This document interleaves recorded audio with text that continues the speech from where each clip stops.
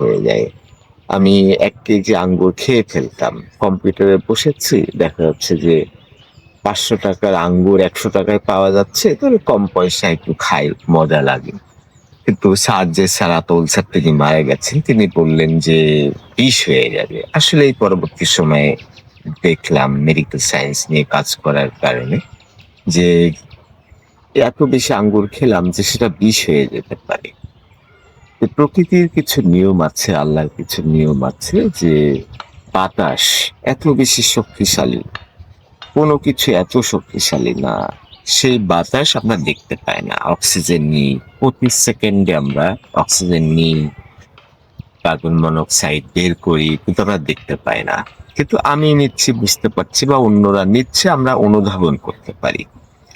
সবথেকে বড় চ্যালেঞ্জ হলো যে অনেক জিনিস আছে যেটা দেখা যায় না, কারণ সেগুলো অনেক বেশি শক্তিশালী, গুরুত্বপূর্ণ। তাহলে একজনের জন্য আপনি অনেক অবদান রেখেছেন, সে কিন্তু দেখতে পাবে না। তবে সে যদি বুদ্ধিমান ভালো মানুষ হয় তাহলে সে অনুভব করবে। প্রকৃতির একটা লীলা খেলা। সবকিছুতেই ঘোলাটে একটা ব্যাপার আছে। আপনি সত্য কথা যখন খুবই খাঁটি কোনো কথা বলবেন, তখন লোকে আর ওটা বিশ্বাস করবে না। খুবই ভালো কথা একটা বলবেন, লোকে বিশ্বাস করবে না। আপনি যখন সালাম দিবেন, আসসালামু আলাইকুম, আপনার প্রতি শান্তি বর্ষিত হোক। এটা কিন্তু আমরা বুঝে বলি না। ওই ব্যক্তিটার যখন ভালো সময় আসে তখন আমরা ভালো ফিল করি না।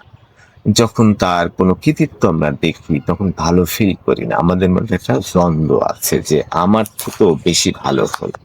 আমার সন্তানের থেকে তার সন্তান বেশি এগিয়ে গেল। এ ধরনের একটা ভেতরে একটা নোংরা একটা ব্যাপার আমাদের মধ্যে